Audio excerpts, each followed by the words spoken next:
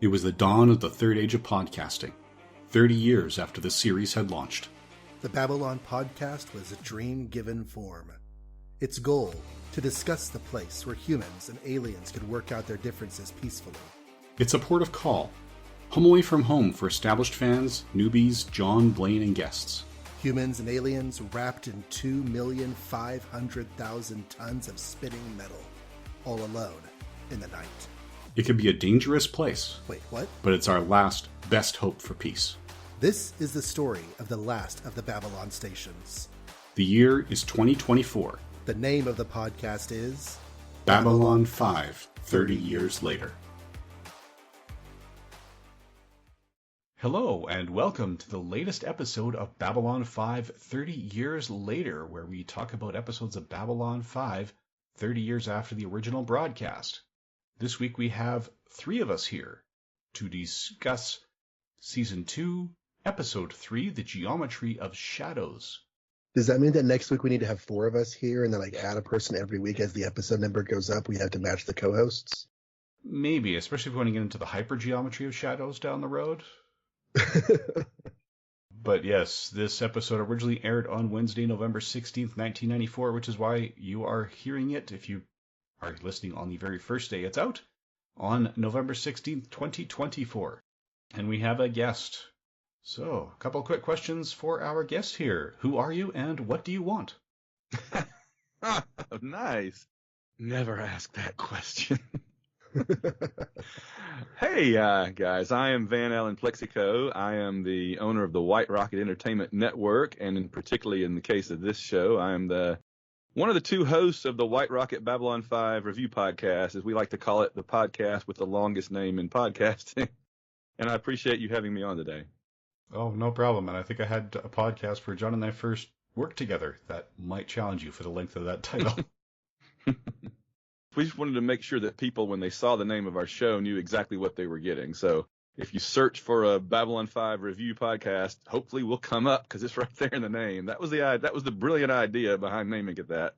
Van, you were on my Make Ours Marvel show a few years back talking about Iron Man with me and Michael Kaiser, and I see you at Dragon Con almost every year. And I read your first superhero novel. So we're definitely going to have time to talk about your podcasts and novels, everything you've got going on at the end of the show. So that's something I want the listeners to know about. Excellent. Very glad. Shall we now dig into the episode? What about, Van, what is your history with Babylon 5? I was there from day one. Andy and I were just talking about this on our show the other day. We were trying to figure out how we came to find out about it. He said he saw an ad for the Gathering movie in TV Guide in early 93, and I may have seen it in TV Guide. I don't remember particularly reading TV Guide in 1993, but I definitely knew it was coming on.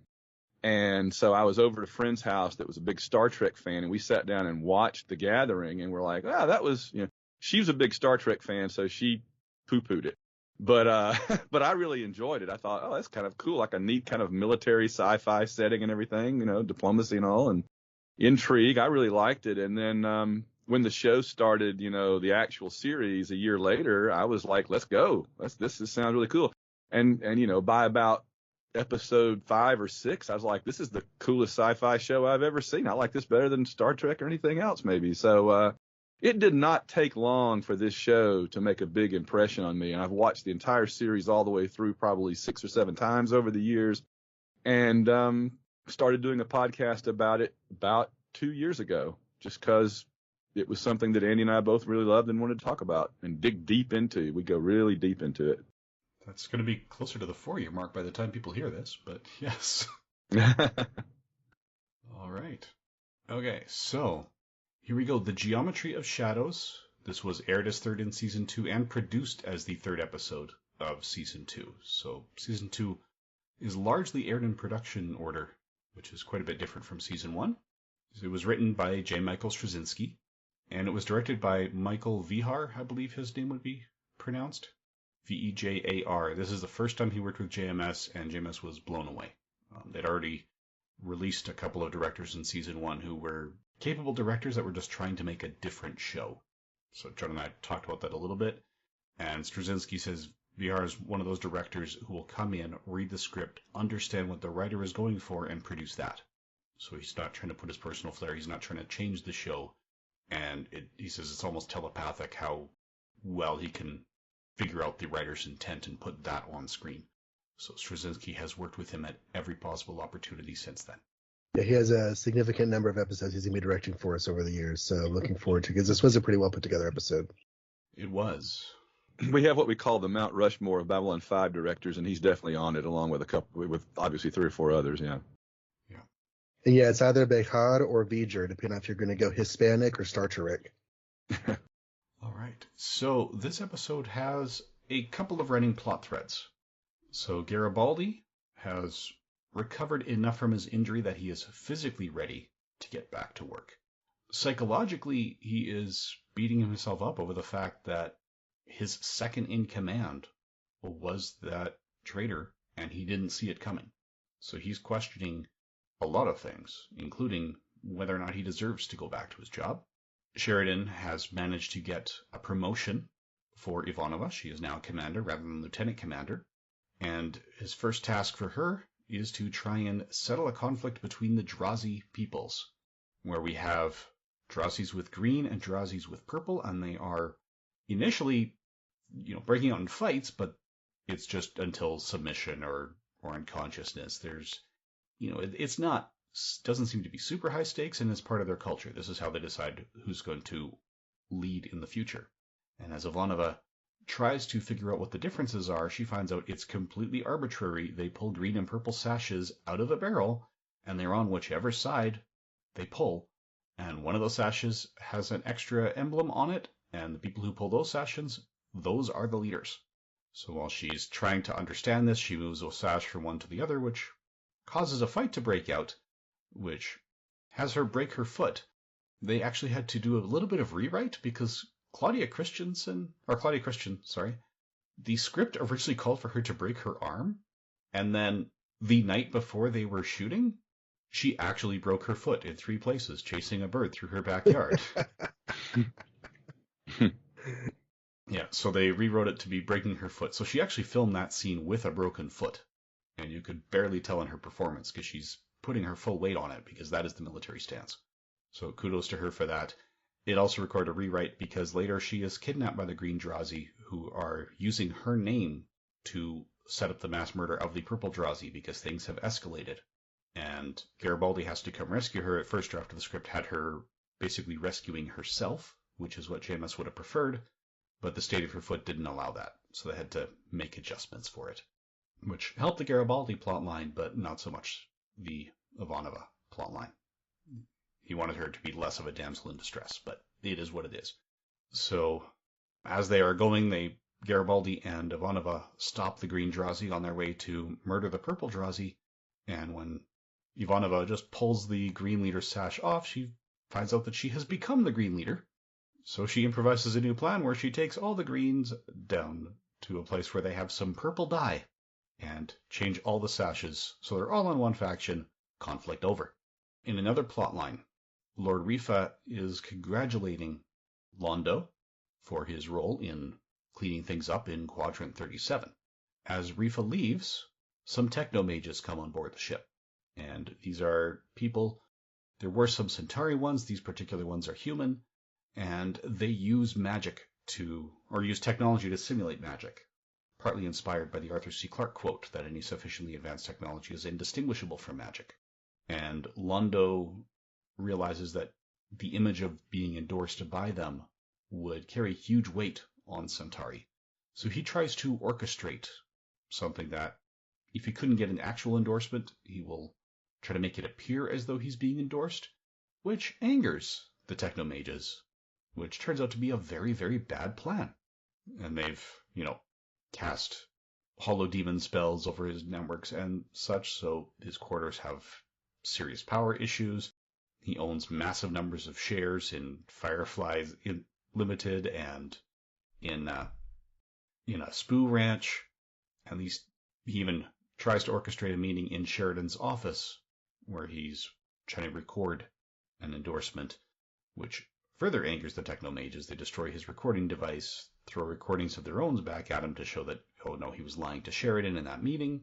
Eventually, with an apology, then they do sort of release him from that spell because this mistake is trivial, but he is warned, you'll be paying for your mistakes for a very long time.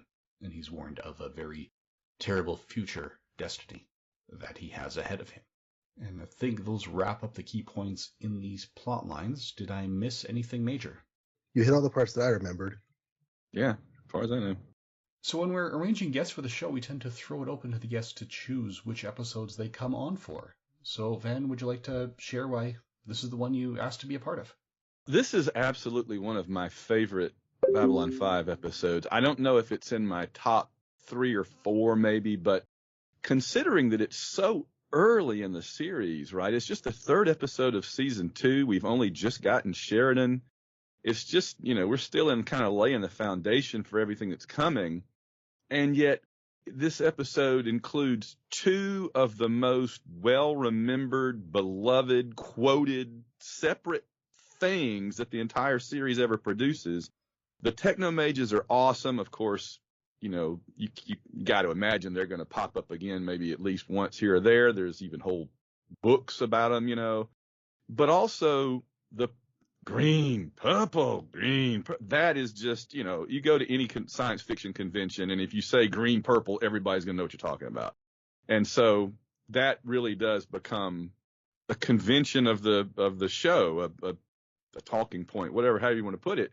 It becomes so well known. And so both of those are so powerful and so well known. When I went back and rewatched this show yesterday for like the 50th time, because I've watched this episode probably more than any other episode, except maybe a couple. I had forgotten how much other stuff was involved. And so this is in addition to those 2 kind of separate featured plots, kind of co-A plots, the Technomage thing and the Drazi thing, there's a lot of B and C plot going on where you just kind of continue what's been going on with Garibaldi, with Sheridan coming on the show, with Ivanova now having new responsibilities, with Lord Rifa and the stuff involving that. There's just about the only continuing things you don't really get in this episode are you don't really get any Minbari stuff because you had a lot of that in the first 2, and you don't really get Jakar and the Narn. But without the Minbari and the Narn, there's more space for this other stuff. And so, yeah, this episode always just blows me away because it crams both standalone A-plot stuff and a lot of storyline continuation seamlessly together into the same, episode. It's really remarkable, I think. And those 2 things are so cool, too. The Technomages are probably my single favorite thing about the entire series. And so I just love the Technomages. And so I dressed up like one at DragonCon back a few years ago. So, there's just nothing not to love about this episode, I don't think. Yeah, the Technomages definitely inspired my thoughts as well. Whenever you hear him talking about how the emperors get the endorsement of 3 Technomages, you can't help but think of like the Furies from Greek tradition. And this being 1994, science fiction and nerd fans would have been very familiar with the Furies from their, being used in the Sandman comics over the last few years. So, I feel like that's an element that would have been in the mind of the viewers at the time. So of course, I have no idea where they're going to go with them, but I did like them being brought in as an addition to the world. That's funny. I did not make that connection at all, but I thought of like the 3 wise men and Jesus. So, yeah, there's a lot there. I think that would work too. All right, so let's run through some of our guest cast here, because we've got quite a few. I would say most notably, our lead Technomage Elric is played by Michael Ansara. According to IMDb, he is best known for the message The Manitou Assassination and I Dream of Jeannie. But as far as the sci-fi fans listening to this podcast are concerned, he's Kang. He is Kang. Every day and twice on Sunday, he is Kang. Yes, so he played Kang the Klingon in the original Star Trek series, as well as Deep Space Nine and Voyager. But not in Ant-Man and the Quantum Mania. That's a different actor. Yes. I think of him as the evil blue genie from I Dream of Jeannie that scared me to death when I was a little kid. The blue genie scared me to death when I was really little and that show was on.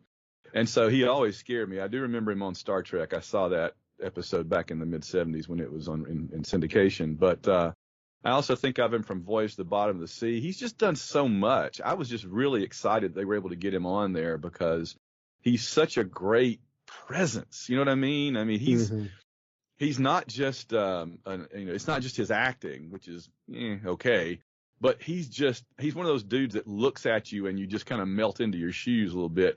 And I think his greatest accomplishment in some ways beyond all that was he was Barbara Eden's husband. So well done, Mr. Technomage. So there you go.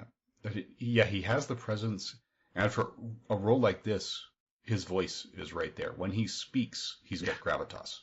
Yes. It's just there. So some of our other characters here. We have William Forward as Lord Rifa. Probably not a huge surprise to say that we have not seen the last of Rifa. I was surprised to see that this was the last we saw of Elric.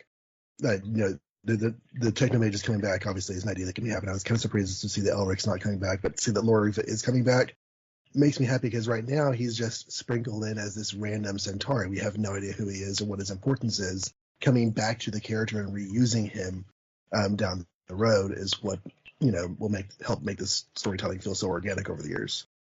One of the things I love about Rifa is he's one of the few Centauri that sounds like Londo, or tries to. Right? Yeah, most actually makes just, the effort at the yeah, most of them don't even make any effort, but he actually tries to do the thing that Londo does, that Peter Jurassic does. Yeah, so good on him. Yeah, Jurassic just invented the accent for the character, and so kudos to Ford for saying, okay, I'm close to Londo, I'm similar to Londo, well, maybe I'm from the same part of Centauri as Londo, and I need that same accent. And you note as well that eventually JMS just goes ahead and names the character Forward Rifa to use that name, to use the actor's last name as his first name. Oh, that's fun. So we have David L. Crowley back as Lou Welch. Lou. So we also have Kim Strauss as one of the Drazi. He's actually in 14 episodes here. God, Kim Strauss, Andy and I on our show, we always try to think of his name, and I can't ever think of it. I'm glad you said it, because when you said Kim Strauss, it immediately made me remember. I love that. I don't have any idea what he looks like in real life, but he always plays an alien, and he does that voice that gives the Drazi such an impertinent kind of smart alecky personality. I mean, I just can't imagine the Drazi without Kim Strauss's voice. It's that rule change caught up in committee, not come through yet. That delivery he does it's so Drazi. It's how I think of the Drazi. I just love it. So, and kudos to Kim Strauss. He's always a little bit talking down to Ivanova. Yes. And has a little bit of an expression on his face like, how come you don't understand this? It is perfectly obvious to everyone else of any culture in this room. Yep, I love it. Well, if you want to know what he looks like, he was an ensign in the season 2 premiere. Ah, okay. So he's been here without his mask, and obviously IMDb has a bunch of photos of him. But he is a prolific voice actor, and Naruto fans may remember the character Ibiki Morino. He was in 12 episodes of that show, and he did that voice. But he does a lot of anime voice acting over the years. He's in some Transformers cartoons. I saw him voicing Ultra Magnus. He does a lot of Power Rangers monster voices. And it's just, if you go through his credits, he does a lot more with his voice than he does with his face. And even here, he's not really doing his face too much because he's covered in latex, but, Yep. That's awesome. So Jonathan Chapman is another one that will often appear under alien makeup. He was Green Drazi number 2. So Neil Bradley is in here. Again, he's got 9 episodes, and again, he's Purple Drazi, Alien number 2, Minbari number 3 kind of credits. And he has not done a whole lot else besides Babylon 5 and Crusade. That's basic. He was in the Into the Woods movie that was in theaters a few years ago that made my son cry. I'm not saying that Neil Bradley made my son cry, but, the movie did. All right. We got Josh Cox back as Lieutenant Corwin. Barely remember Corwin in this episode. Yeah, I think he just very briefly appears. It's hard to tell it's him, but he's the one in the background when the Technomages are asking permission to leave the station. Ah, okay. So, yeah, you kind of have to be looking close, but I was looking very closely at background characters for reasons we will get to in our Giving Form to the Dream segment, when we talk about things that matter in the future. You're such a tease. Yes. What are the general thoughts? I think we've heard a lot of Vans, so John, why don't you let us know your overall impressions of the various plot lines. So one of the things that struck me, and I know we compare the storytelling here with other storytelling at the time, but just with coming into this episode and characters are in midstream in their storylines, I was and I think also with Ivanova breaking her foot, I just was reminded of of Battlestar Galactica style storytelling, where you come into the episode and sure, there's a plot line for this episode that's going to begin and end with this episode, but all of the characters are in the middle of their stories. And that is very true for Garibaldi here. Ivanova gets a promotion because of recent events. And it's just, I was struck by what kinds of things this show is doing with storytelling that just weren't being widely done yet. For me, it's a little different knowing what's coming. But yeah, I remember finding this fairly enjoyable the first time through.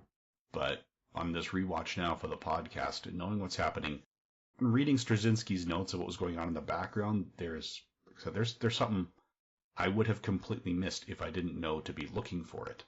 And yeah, there's so much building going on. I mean, we know that the shadows are a threat.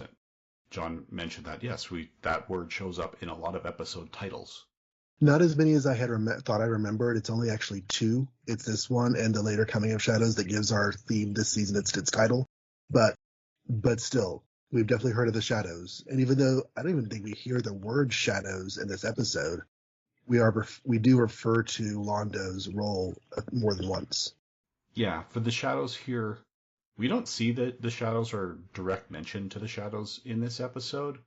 But that's like saying the episode is named Elephant, and all we were given is a snake, a tree trunk, and a rope. Yeah.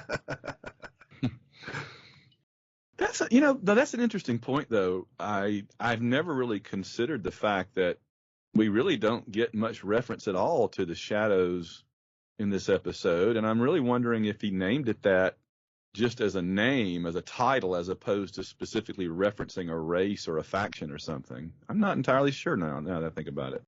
According to the notes, that part of it is the reference about, what he was saying at the time before everything was revealed. There was the extra meaning that, yes, it's about the darkness and the technomages working through the shadows and coming through. What comes later, and apparently some of which is not going to be revealed until the tie-in novels about the technomages you've already mentioned. Right. Yeah, the shadows are here. So that's so much later. Wow, that's just interesting. Okay. Yeah, it's one of those things where he'd figured out a backstory detail, but you don't want to go into an exposition dump. Sometimes it doesn't naturally fit in the dialogue, and it takes a long time for it to come out. Well, plus, the whole point is the illusion they try to create that they're wizards and sorcerers. And so if you go in and start explaining the trick, it's not a trick anymore. Right. Yeah, they almost need a mystery. You want them as guest stars, or it would take some talent to make one work as a regular cast member. Well, yeah, it would. Y'all are hinting. I really liked Garibaldi's discomfort in his opening scene, both with Sheridan and with the general idea of returning to his post. I feel like that is a very natural place for him to be as a character, and seeing him grow through that, of course, is one of the main points of the episode. But it's just Garibaldi has been cooking ever since getting shot down in the finale last year, which is 4 weeks ago at this point. So having him addressing these things that have been ongoing for him, it was nice for that character's story. I thought it was very, very important that not everybody on the station totally buy into Sheridan the minute he steps off the boat. You know what I mean? Mm-hmm. You needed at least somebody to say, hey, we don't know this guy. We don't know what he's all about. And it makes sense it would be Garibaldi. Susan already knew him, so that worked out, right? Uh-huh. And Franklin's going to kind of give people the benefit of the doubt until they tick him off, by disagreeing with him. But that's the quick way to tick off Franklin is to say you're wrong about something ethical or medical, and then boom, it's all on, right? But it totally made sense that Garibaldi would be like, let's just take a time out here and reassess what we know about this guy, because Sinclair was everybody was trying to get rid of him, and then all of a sudden he's gone, and here comes this new guy, and we don't know much about him, and no. And I thought, somebody needed to say that. Yeah. Somebody needed to be skeptical of him, and that was good. Yeah, and that was put in specifically because Straczynski thought that's going to be a natural reaction for the audience when we're replacing leads. So let's give them permission to feel that way and say it's okay and make it part of the story so they don't feel alienated like they need to lead the show. Absolutely. Which is, we could see other shows that have... One of the things that we mentioned we appreciate is they rarely recast a character unless they're under very heavy makeup. So they didn't bring in a new character or a new actor to continue playing Sinclair. Sheridan is a new character. Right. Just like they did following the pilot. Right? They could have just said, oh, Franklin is Ben Kyle now. Or Ivanova would have to have renamed Takashima. But no, they said, we'll bring in other characters. And we talked about how that's split some of the storylines a little bit, and we'll talk about that more. Because we know Takashima had basically 3 goals, and we've seen 2 of them so far. And we don't know who's got the 3rd yet. So, But no, that was well done. And I also really like that scene where Sheridan comes in and understands what Garibaldi is really contemplating when he walks into it. And he knows he doesn't know him well enough to address it head on and say, oh no, don't do this. But he says, yeah, the door is open. You are right for the job, and just puts the gun away in the process. Right? It's like, don't take too long. Your job is waiting for you.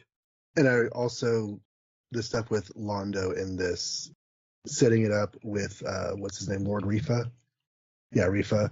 And then sort of letting him play out his role. And not only that he, we're sort of following his expected trajectory as far as he's, done this thing and claimed responsibility for it and is getting all this clout back at home.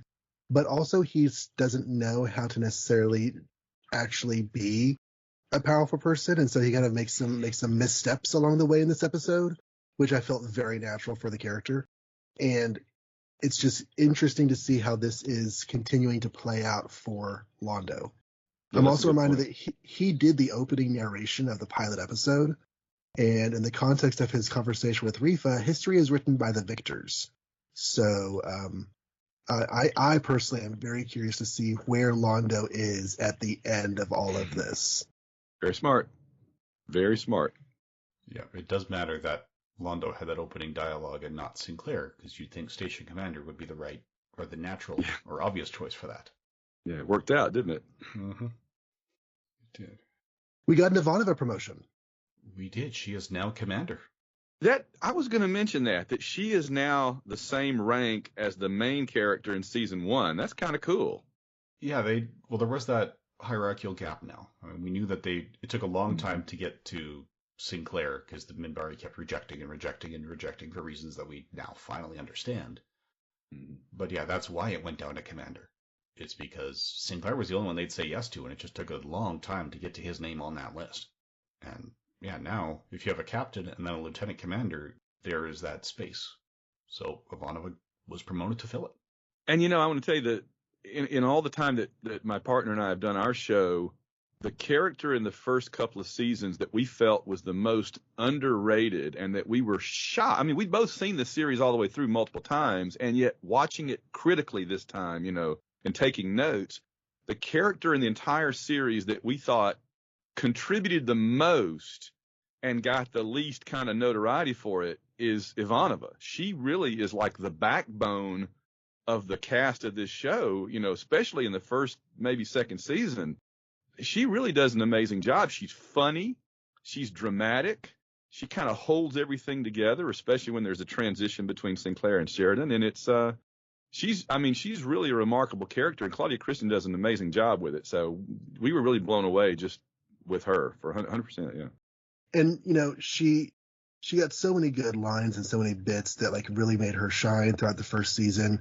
I felt like they kind of backed off on using her a little bit in the last few episodes of the first season, but she's been able to do a lot since we've come back, and having her try her hand at new branches of her profession, as a commander, as a person of that rank, she needs to start brushing up on her diplomacy, and you learn by doing, they say here. So having her deal with the green versus purple, and it's obvious in the first scene because of the way that Christian plays it, that she is putting her best face on something that she really doesn't know how to do, but she feels like this is the best way because I've seen other people do it, so I'm going to try it.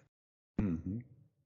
Yeah, she was definitely there. And I think part of the reason that it kind of took a while for her to really build a forefront, she always had great lines, but she didn't have a lot of Yes. early stories aside from the one involving her father. And I think some of that is because the Takashima's plot lines had to be divided amongst other people. So they weren't just using the same formula for that person. So Mhm. it took a while to give her her own thread aside from her father. You can also see JMS kind of finding her voice to write, because if you look at like the very first couple of episodes of the series, she's very stiff. He gives her very Russian, like he tries to make her sound Russian almost. And then very quickly he realizes Claudia Christian is too good to straitjacket with that. Just let her be herself, and Yeah. and they do.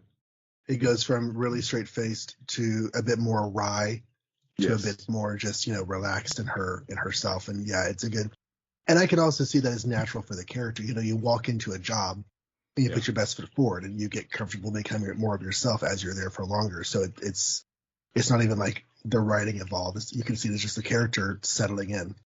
And that actually is a conscious choice that JMS has mentioned in his Usenet discussions. Because we've got that asked and answered series where they go through it, and that was part of it. Is yes, he was keeping her more rigid at first, always with the plan of relaxing her.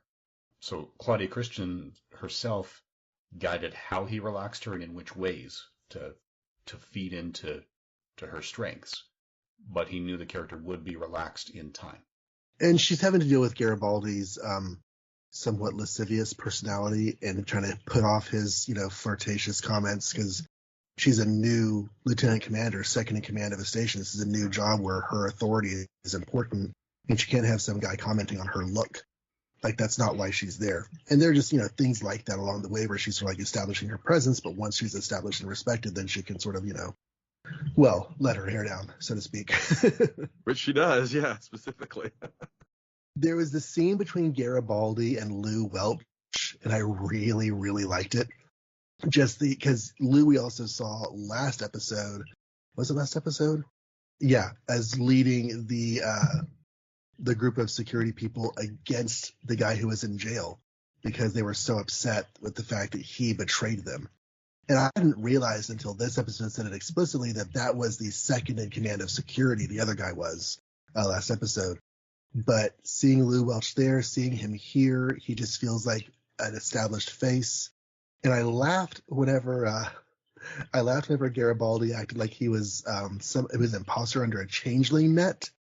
Yeah. It's a little bit of unintentional foreshadowing for Deep Space Nine's next season opener, where the changelings are taking over the Federation or whatever. We haven't gotten that far yet in Deep Space Nine, but it just kind of felt funny, like ironically funny. And a good callback to The Gathering. Yeah, exactly. It's events like that are not forgotten on this show.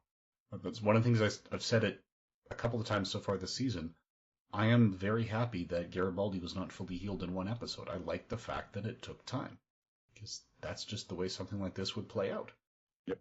And I was wondering if it would take time for Claudia Christian's Ivanova's foot to heal, but evidently it will, since the actual actor's foot was broken. Yeah, there was a bit of a synchronicity that people started crossing themselves when JMS enters the room, because there's a few things that they'd written in that then happened to the actor later.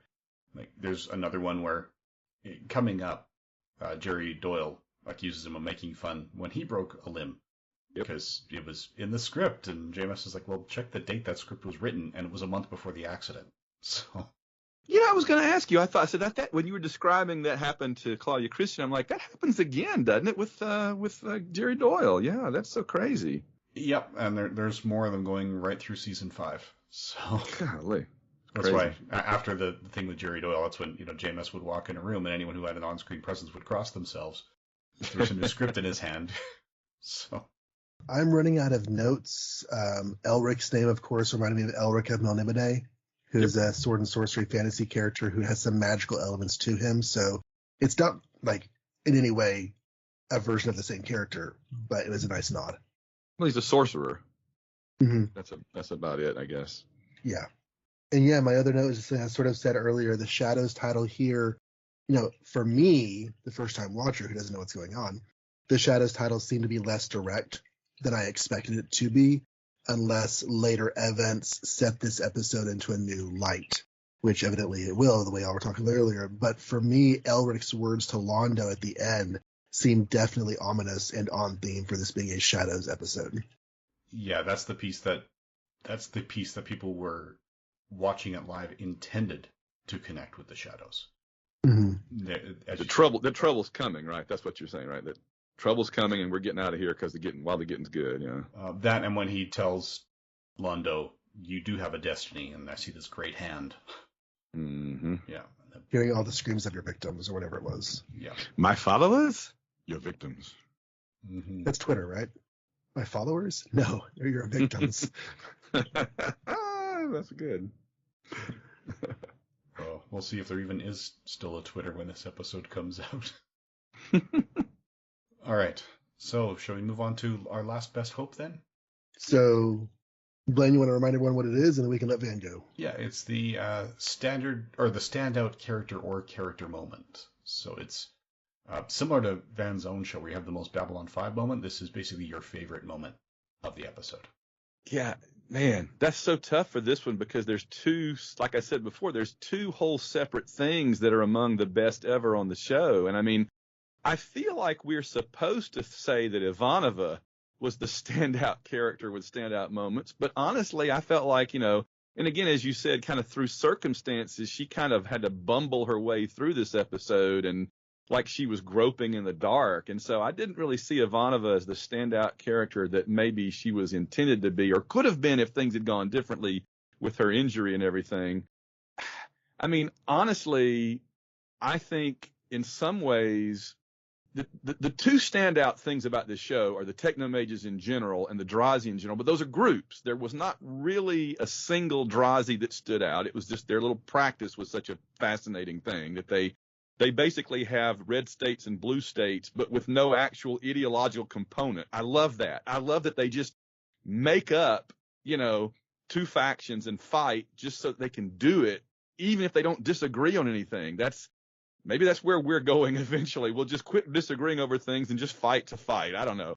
But if you look at the Technomage plot as a looking for an individual standout, I mean, Elric in just his few moments on the screen, especially with Londo, maybe it's Londo, but I think Elric and Londo together is my standout because they are both really stubborn and they're pushing against each other, trying to see who can make the other one give.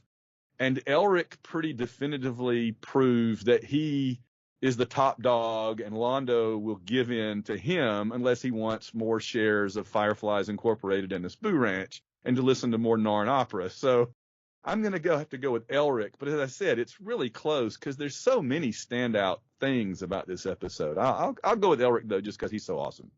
John?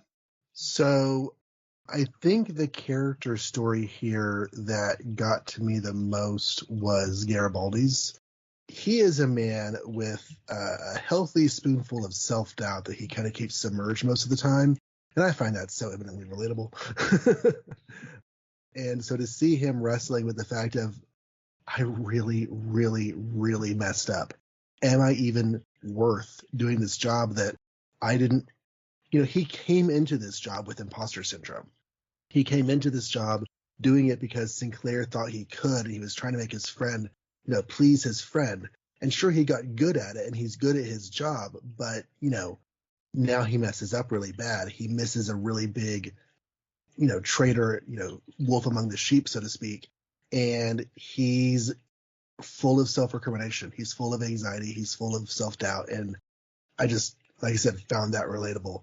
Put the frosting on that cupcake with him being the voice of not necessarily trusting Sheridan and being, like you said, the audience's out or the audience's, avenue to also not trust Sheridan.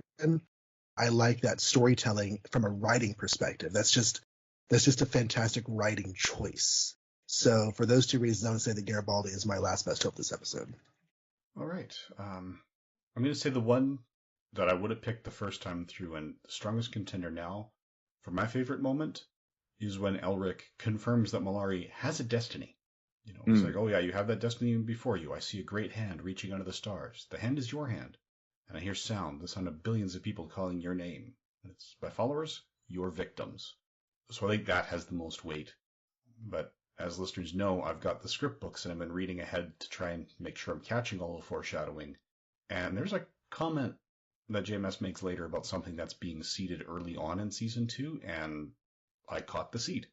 So from there, I think might as well head to giving form to the dream and just continue that part of the conversation. So the giving form to the dream section, these are things that are going to come up in the future. There is a moment when Londo asks Veer if he believes in destiny or fate. And Veer is talking about how there's eddies and some you should follow, or some you should embrace, some you should fight. When he's saying that, somebody walks by in the background with a heavy robe with padded shoulders that looks like they have a badge on one lapel. That costume or that attire will be seen again. Interesting. That's a very subtle Easter egg. Whoa, get out. Yeah, it's there. And apparently it's been there since the season premiere. This is the first one I actually found. Huh. Okay. Yeah. Interesting. Yeah. So that will come into play down the road, as we said. We have not seen the last of the Techno Mages. We have not seen the last of the Drazi. And yeah, Londo has this destiny before him. And there's also the kind of prophetic line when Veer is trying to arrange the meeting with the Techno Mages for Londo, when Elric says, "You don't scare easily," and Veer says, "I work for Londo Mollari. After a while, nothing phases you." That's going to be relevant too. So a lot of it is very obvious, but yeah, that one outfit I had to go hunting for. Wow. Was the subtle one. All these times I've never caught that. That's really interesting. Now I got to go back and watch it again. Yeah, you only see the 53rd time. Yeah. When the character walks by in the background, it's their right shoulder pointing at the camera. So it's a challenge to find. I had to go hunting, and I've been hunting for a while. But yeah, it's there. So Van, you know the series as well, probably better than I do by the sounds of it, because it's only my second watch through and my second read through the scripts. Is there anything else here that we should stick a pin in for the future? You know, well, there are echoes of Garibaldi's plot right now that are going to happen again.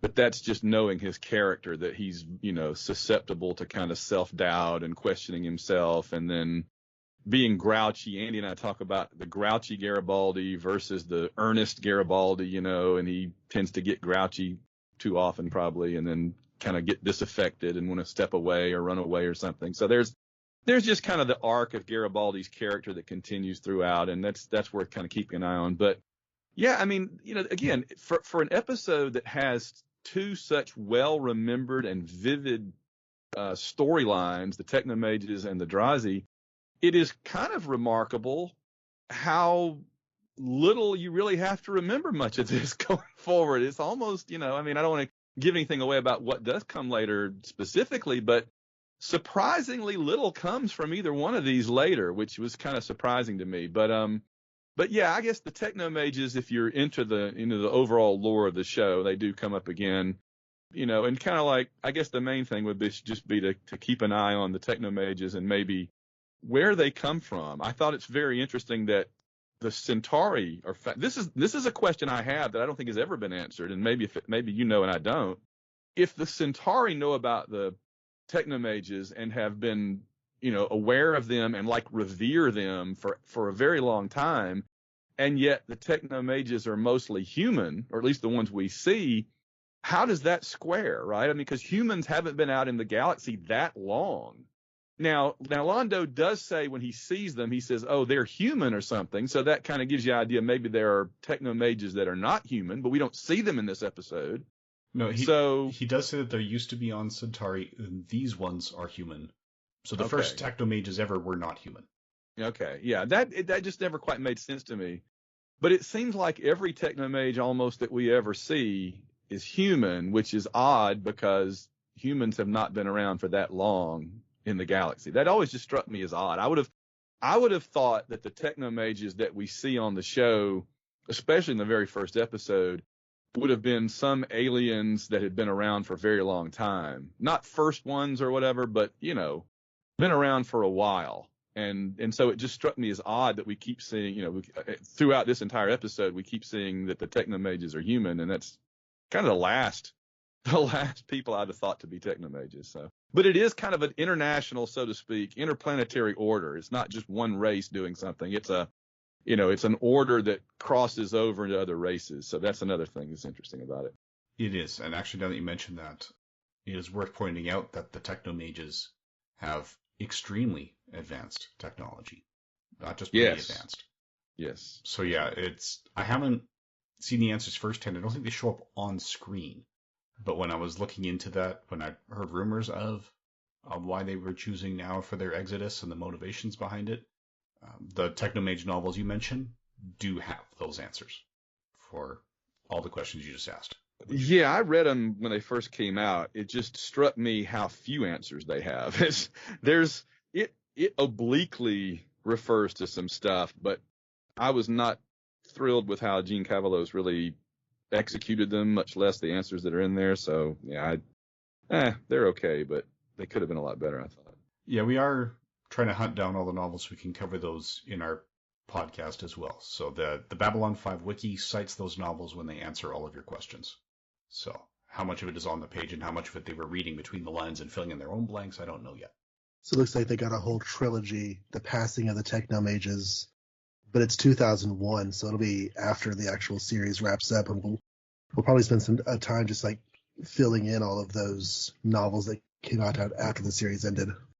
Yeah. Well, my problem with the novels, all three trilogies that are canon, the Del Rey ones, is that they all cover broader periods of time than you really. I mean, you kind of want them to be about the characters and they spend, they go way beyond that, and a lot of it is other stuff, and so. And I just don't like how they were executed. The Peter David ones are great, but the other two, I'm just like, I don't really want to know what happened 300 years ago or what happened 600 years ago or whatever. I just tell me more stuff with the with the characters I know, and that was very disappointing to me about them. So I'm trying to say all this without giving anything away, honestly.